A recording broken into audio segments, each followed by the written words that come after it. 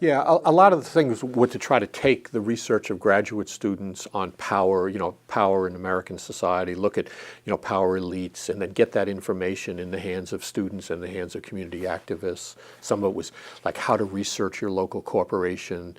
If you wanted to find out how corporations were involved in the Vietnam War, and around here, of course, Dow Chemical in Midland, Michigan, we did a lot of analysis of that. So it was an attempt to use practical research tools and learn and use the skills that you had when you went to graduate school to help the SDS chapters around the country and some of the community-based organizations. It was also an attempt to be a pole.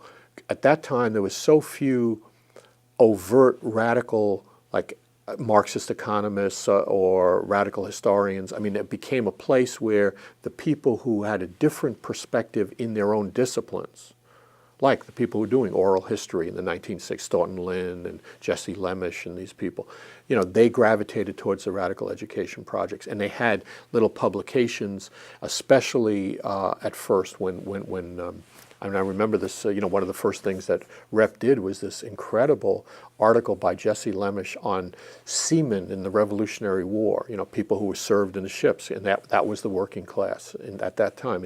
And he had always, projected that there was an alternative view of history, that you didn't study kings and, and all that. So we were also involved in that. And then the final thing, and I think this is decisive for me, in 1967, we ran a conference called Radicals in the Professions. And this was a conference where we put together people who wanted to be doctors, lawyers, social workers, educators, who were in SDS.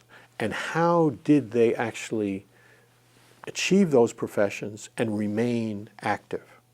And for me, that was eye-opening, because I had always teetered on whether you should just go and organize people and get out of the schools entirely. And that's a lot of what, IRAP, that SDS community-based project was really about. You actually just left, the schools.